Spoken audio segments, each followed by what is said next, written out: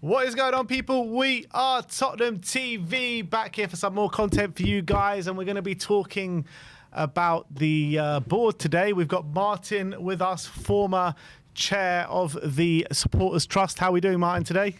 I'm all good, thank you, guys. How are you both? All right? Yeah, all good, all good. Woke up with a bit of a smile on my face when we saw the news about Donna Cullen, stepping down from the board today. I just wanted to get your two cents on it because obviously you've been involved in the trust. You've had dealings with Donna yourself. What was your initial reaction this morning when you saw the news? I'll be honest, I was pleased. I think a lot of people who were Daniel Levy stroke Enoch out will see this as a positive step. I think Donna Cullen's been almost integral to the Enoch approach to Tottenham Hotspur in the way that our club's been run. I've worked with Donna over the years, as you say, when I was on the trust, and she was a very pleasant person to your face, and had no personal issues at all, and obviously wish her well. But I think from the club's point of view, from a football fan's point of view, it feels like this could be the beginning of a new era. Obviously, Vinai's come in as CEO, and I think a lot of fans are hoping the communication is going to be better, the interaction with supporters will be better, and maybe this is the step that a few supporters wanted.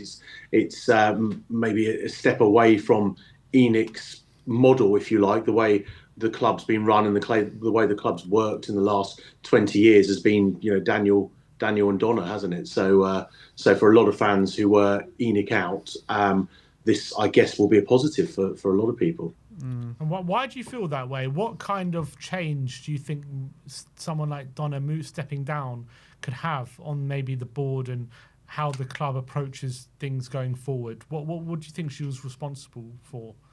Well, from what I understand, Donna was responsible for an awful lot in her role, as you'd expect from somebody in that role at an organisation the size of Tottenham, from being executive director in charge of staff, in charge of, when you look across the board, when you look at what a lot of supporters were most frustrated with the club, you look at perhaps the wages to ratio turnover of Tottenham. We're the lowest in the Premier League. So in terms of our turnover, what we spend on wages is the lowest in the Premier League. But when you look at the wages that directors were being paid, is the highest in the league. So there's clearly an issue there. Now, Donna was at the club for 20 years as Daniel's second-hand woman, if you like, the second in charge. So you would expect that she was largely responsible for a lot of that, rightly or wrongly. There'll be people who agree with it, be people who disagree with that. So it's so there's that side of it. Whether or not we'll see a change in transfer strategy, we just don't know. I guess we'll start to find out what Daniel's in charge of and what Donna was in charge of if we see any issues. I was always quite critical of I work in comms and marketing. I was always a bit critical of the way the club would deal with some issues in comms. I know the comms team at Tottenham are very good, the media team at Spurs very good, but I used to think that strategically the club got itself into a lot of bother with its communication strategy. That, for example, I had a bit of Don and I had a bit of a row in 2023 when Conte was sacked, and then they put Pochettinos on the screen on Sky Sports talking about Conte's dismissal and the next steps. And the next day, FIFA made Pochettinos ban in football worldwide, and we had a director of football that was banned from football a day after he'd been speaking to the media about our sacked manager. So it was things like that. There just seemed to always be a case of the club getting itself into bother with communications, and Donna was pretty much in charge of the communication setup at the club. In terms of overstepping her mark a little bit, was she involved in any decision making in football matters at the club? Because I have heard rumours, I'm not sure how true, or even if you know how involved she did get, but her maybe relationship with Pochettino wasn't too great, and she was one of the advocates of wanting Pochettino to leave this club. Do you have any insight into that? I've heard the same. I don't have any sort of evidence to back it up, but from sources within the club that I knew when I was on the trust board, and then when I was trust chair, I was told that one of the reasons Maurizio left was because of a falling out with Donna, and one of the reasons why he wouldn't return was because of that argument, or couldn't return. I don't know how true that is. Like you, I've heard the same thing, but you get to a point where you hear it so many times that you begin to think it's true, don't you? You think, well, how can it not be true? So it's and it might be wrong, and I don't want to kind of come on and come across as someone with an axe to grind against her, because that's never a good look. She worked at the club for a number of years, and I'm sure there are many fans who have a lot would like to thank her for some of her work. Now, there are other fans like me who maybe have a different trail of thought, and so it's an interesting one. But from what I hear in terms of staffing, in terms of running the club, she was very hands-on, and she was a big character in the running of our club for the last sort of 20 years. Obviously, I doubt for sure, but given that today I think was Vinai's start of the job, and Donna Cullen has left pretty swiftly. Do you think this is it a coincidence? Maybe there's rumours that she's stepping down to retire, or maybe she's winding down, or is it a purposeful move from Vinai to kind of reshape the board going forward? Do you think? Yeah, my personal opinion would be this decision would probably be made before Vinai took control, and maybe his position came about because Donna was stepping down. I think it looks to me like, on the business side, Spurs run very well. It looks to me like Donna's probably said maybe earlier on this year she was stepping down, and they've moved to bring in a CEO, maybe create a new role with more responsibility to take some of the weight off Daniel Levy. That appears to be what's happened. From what I know, or what I've heard, it's I know the protests were difficult for Donna and Daniel, and I guess if you're working at a club and you're getting that kind of reaction, you might consider your position. I know there was some distaste. Her number was released, wasn't it, on social media, that kind of thing. So maybe there were things that happened in the last year, and she's just thought, you know what, I've had enough of this. But I don't think it would. My personal belief is I don't think it would have been Vinai's decision. I think he's just come in potentially to replace her, and it's almost like a like-for-like replacement, really, just under a different term. Donna, to all intensive purposes, was the CEO of Tottenham Hotspur. It's just the job titles, it was just different. And in terms of moving forward, part of the protest, change for Tottenham, and the message that they're trying to put across, I've been on the protest. I think, you've been there as well. How much of a step forward is this for Tottenham Hotspur and change that we want at the top with Donna leaving the club? I think it's massive. I think it's big because it's the first move towards potentially getting the board that we want. The bottom line is, Tottenham fans don't want Daniel Levy in charge of the club. They don't want Donna Cullen in charge of the club. You could look at a whole host. I've had so many raps on social media about with the odd few who do. But the only argument people have with me when I say that I don't want Donna or Daniel at the club is, oh, look what they've done with the stadium. Look what they've done with the training ground. And my argument's always the same. Well, no Spurs fan asked for the stadium. They wanted the stadium. And what did they do? They bought a club for £40 million. They then paid themselves. Daniel's taken more than that out in salaries. Yeah. They then they then built the stadium. They tied the stadium debt to the club. So they took out a loan of £1 billion and tied that to the club. None of that's being paid by the owners or ENIC.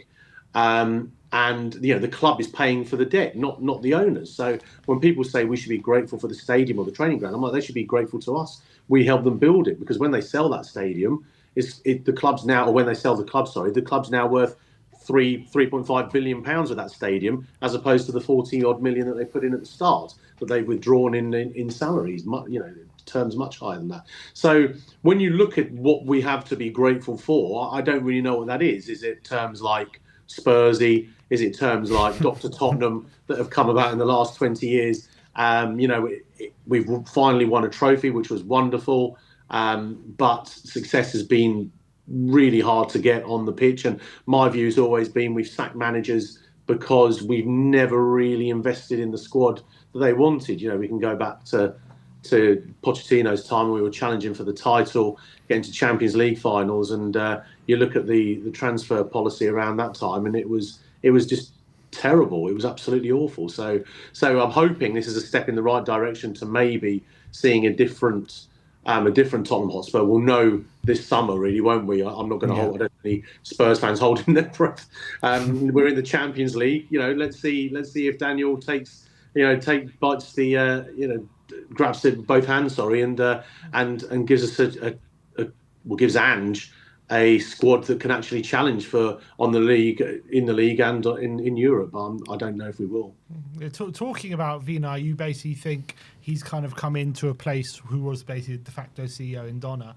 So from what you've heard about him, from what you kind of hope of him going forward, are you hopeful he could really bring about what you're looking for in someone who's joining the board to take this club forward in the direction you want it to, from what you've heard about him? Yeah, his record, I won't mention their name, but at the other club down the road, was good in terms of certainly supporter. He was very, very good at supporter interaction, supporter communication, and I think we're going to see a big improvement in that area. I do think that will come now with him in charge. Now, what I think the club needs is a transfer policy that works for the club. We did have that. We've had it once under ENIC, haven't we? We were signing the likes of Gareth Bale, Young and Dele Alli, but we weren't then signing the experienced players that we needed at the same time, in Harry Redknapp and AVB's reign. So it's hopefully looking at what we need, speaking to the manager and signing the players they want. Now, with Vinai, hopefully that will come. He's been in charge of football clubs before at a high level. He knows what success looks like, or relative success. So yeah, I think there will be a change. I think there has to be a change. I think Daniel Levy knows he can't have another season where supporters are protesting. I think he knows supporters don't blame Conte, they don't blame Ange, they don't blame Pochettino for failures on the pitch. I know some fans will feel that, yeah, absolutely, 17th is, I'm one of those at the moment. I don't believe Ange is the problem at the club, but I'm not sure he's the solution, given we've just finished 17th. I think the squad's a lot better than that. But I always say the reason why we're not challenging for the league and for the big is because of Levy, and the reason why we're not in the top 4 or 5 is probably because of Ange. So we need to have a club that's working together, really, and making sure we can challenge. For example, I love Ben Davis as a human being, as a left back, but I don't rate him as a centre back. And the fact that 10 years after we signed him as a stand-in left back, or as a backup left back for Danny Rose, the fact he's playing as a centre back for Ange pretty much sums up Levy's Tottenham. It's like Zinchenko playing centre back for Arsenal in 8 years. It's just not going to happen. So these are the problems that we're dealing with as a club, and these are the problems that have to be eradicated if we're going to challenge at the top. And the bottom line is they're charging us the season tickets. They're claiming our season tickets are because we're challenging. So if we're not challenging this year at the top end of the league and for the big prizes, they cannot justify charging us the amount of money they are for our season tickets and for our tickets. You mentioned fan engagement with Vinai, and that's going to be, one of his first points of call. It is officially his first day today, but, in my opinion, since we've heard the Vinai news, fan interaction with the club has got a bit better, with the semi-finals of the Cup, with us going to Bodo, getting the scarves and the flags and, that free drink that they offered. I know it was a bit of a ploy to get people in earlier on so they can get a bit more money, but do you feel like that is Vinai's work? Yeah, I'd like to think so, and if it's someone else's work, then well done and keep doing it. That's the bottom line. I do think the club have realised that fans just aren't going to we're not going to tolerate this anymore. We're not going to tolerate being told that this stadium is going to allow us to compete at the top level and then be given just a transfer window that by top 4 standards was shocking last summer. So I hope that the level of interaction with supporters and what they're offering supporters is a step towards what we'll see on a regular basis. But the bottom line is the club will be judged by success on or off the football pitch, on the football pitch, and that's what needs to happen. So the token towards supporters is great. What we'd love to see probably a cheaper season tickets. That would be a step in the right direction too. We know that's not going to happen. But yeah, I think there's a feeling within the club that maybe they've finally caught on to how angry Tottenham fans are and have been for the last 4 or 5 years. And the trust has been warning them of that. A lot of people, the trust get a lot of criticism. They did when I was there, but people should know we were always telling them where they were going wrong and what they needed to do, and trying to stay in the room with them. But we used to have some really, really strong conversations with them. But I think they probably didn't heed those warnings, and now we're seeing it. They're seeing it on a much larger scale, which is great. And I think the more Spurs fans that come out and say how they feel and support the protests, the better. Yeah, and talking about the protests going forward to next season, and I know you're not the one organising them, but given that there's been big change with Vinai coming in, Donna leaving, and we've broken the streak of 17 years without a trophy and got that Europa League in Bilbao. Do you think it should be a case of wait and see what this change looks like, or do you think from next season we continue to put pressure on the board? Well, if we have a transfer window where we're as a club we're spending 5-10 million net, we're making money as people are saying. If people are right in saying we're having to sell before we can buy, then they're going to have protests. If we have a transfer window that doesn't show doesn't excite supporters, doesn't show that we're actually we do want to compete. It's all very well acting like a big club and pretending you're a big club. The only way you can show you're a big club is to go out there and give players the wages that they need to come and to pay the transfer fees that people want, and to go and, if we are changing the manager, go and get the manager that shows that we're deciding we're going to be brave and it's a whole new world for Spurs. If they don't do that, or if they're keeping Ange, back him in the transfer window, give him the players he wants. So we'll know very quickly whether or not that's the case, because the bottom line is, if it's not a very exciting transfer window for Spurs fans, if we have 2 defeats in August, September, those protests are going to be back and they're going to be as strong as ever. So the club needs to box carefully. They need to tread carefully. But we just want to see they can claim the stadium's taken us to another level, but the proof's in the pudding. We're not another level if we keep on spending as little as we do on wages. It's just not going to happen. Yeah, and you saw maybe the fan sentiment even after the Europa League final in that last home again against Brighton. Everyone was in a joyous mood, celebrations, the trophy being paraded around the stadium, everyone was cheering. And then Daniel comes on the screen, and then there's boos, audio boos around the whole stadium. I mean, that just tells you everything you need to know, doesn't it?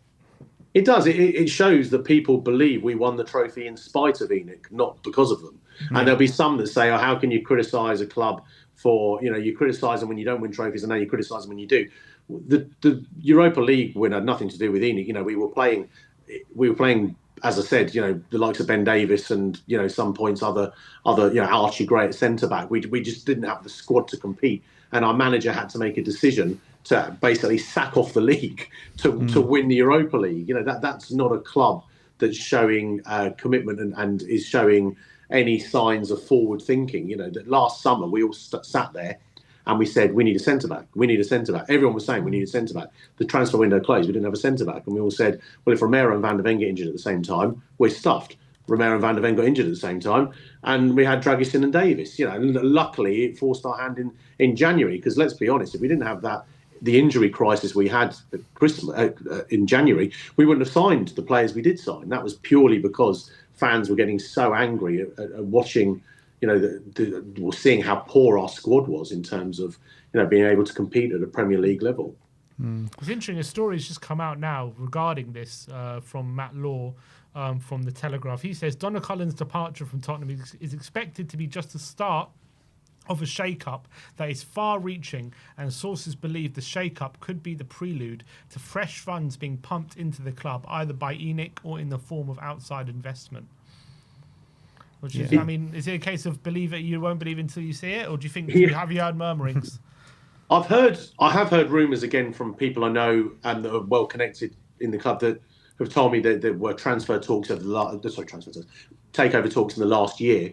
One of the sticking points with a few of the investors or potential takeovers was that Daniel always wanted to stay. He's like, I want to be chairman. And some people don't want that. If I had £4 billion spent on Spurs, would you want the chairman that's currently being booed by his own supporters to lead that charge? You're going to have a problem before you've started. So who knows? Maybe they're going to try something different by moving Donna out of the way, and maybe Daniel Levy will change roles as well. I don't know. I haven't got any information on that, but I do know there have been very, very interested investors, because people see the size of Tottenham Hotspur. You see the amount of people on the protest. You see, even our friends on Arsenal Fan TV said it, didn't they? They don't see other clubs in London being able to take the amount of fans we took to Bilbao. Tottenham is a traditional Big Five club. Our fan base is huge. Our stadium now puts us at another level, but obviously that comes with a huge price tag that ENIC will do very well out of. So it will be very interesting to see what happens. But I think if Daniel Levy wants to remain as chairman of the club with new investment coming in or a new takeover, then there has to be a very, very clear change in the transfer policy. What I'd say to any potential owner listening is, if you allow Daniel to run the club in the way he has in the last 15 years, you're going to have more of the same, because you're not going to compete at the top level. We need, as a club now, to invest our money in the squad, and we want to see, not marquee signings. We want to see signings that get Spurs fans off their seat and go, yes, we are showing signs of competing. I think in ENIC's time, the only signing I can think of where we signed a really world-class player at his peak was Rafa van der Vaart. I think everyone else we signed, the Dele Allis, the Bales, we signed before we made them stars. I can't really think of any other player we've signed in their prime other than Van der Vaart, of that world-class kind of stature that got fans excited. There's been nobody else. So that's something they really need to think about if they want to, say we're a big club and charge big ticket prices. Then let's start behaving like one in the transfer market.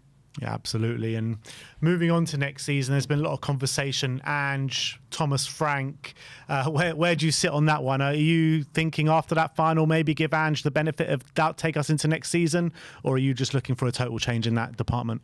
I'll be honest, I've been Ange out since probably the Everton away defeat when we were 3-0 down to it. I think Everton had scored 14 goals and then 3-0 down at half time. Excuse me. But I understand the constraints he's been working with. As I said earlier, I do believe that ENIC and Levy are the problem, but I don't know if Ange is the solution. But I understand he's working with a really hard board in terms of the investment in the squad. I did think after the Europa League they might give him one more year. I think he's almost earned that with what he said. If he's going to sort out our league form, as a season ticket holder, I go with my three boys. We've got 3 season tickets. It's not cheap. I do feel miffed as a Spurs fan going to watch Premier League games and paying the amount of money I am paying, and just watching us almost turn up and not compete. The Palace game, I don't want to single out Ben Davies again, but seeing Ben Davies and Mateta as centre back was just ridiculous. It was boys against men. So it's something has to change there. It has to change. So I thought they might look to change him whatever happens. Now I'm thinking maybe he deserves another year. If the Pochettino rumours are true and we're going to wait for him after the World Cup, then maybe we keep Ange for 12 months and bring Poch in next year, and we give Ange a chance to be true to his word. Can he turn that league form around? My personal opinion, if we sacked Ange for Thomas Frank, I'd be disappointed. I think when the likes of Thomas Frank, Silva, Areola, for me, then they're AVBs again. It's just not looking like.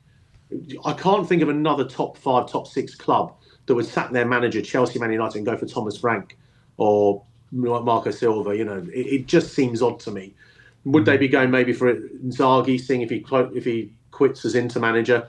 And people can say, well, he lost the Champions League final 5-0, but no one had Inter Milan down as getting to the Champions League final, did they? They overachieved massively. He had 3 players, 35 and over in his starting 11. So I'd like to see, if we're going to replace Ange, I'd like us to go out and sign a manager again that excites fans. I'm not sure Thomas Frank is that man, although if it is, I'll support him. But I'd like to see someone maybe with a bit more Premier League experience and a bit more about them. Someone that we can say, yeah, they've been there and done that. But I know I'll get criticised for that. now Donna's gone. We have heard, even with Donna at the club, rumours that Pochettino, that Levy's been looking to bring Pochettino back. Never happened. Do you think now that she is gone, that it is more of a likely scenario? It would be lovely. That shirt behind me, my name on, I always get sticked up. He'll go, look, he's got a bloody shirt with his name on. That's signed by Pochettino as a leaving gift when I stepped down from North London Papers and they got him to sign it. And he's my favourite manager. I think probably even above Terry Venables and Wow. Berkshire. I love the man. I think he was brilliant. I think he was so badly mistreated by our club.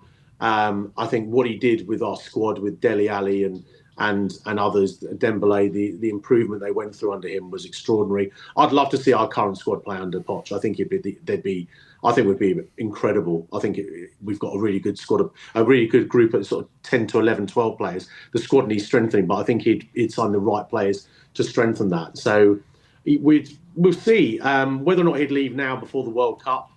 I've even heard people saying, oh, maybe there's a deal to be done to allow him to do both. I'm not sure that could happen, but it would be lovely to see Pochettino come back and finish the job.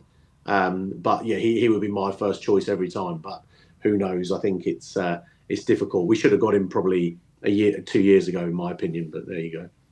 Yeah, I agree. But look, Martin, always a pleasure. Well, a pleasure to have you on, and hopefully we'll welcome you back on the channel very soon. Another summer of unknown here at Tottenham Hotspur, but let's hope that the unknowns will become known pretty soon. But Martin, pleasure to have you on, and we'll speak to you very soon, my friend. Thanks, Martin. Thanks, guys. Cheers. Cheers, mate.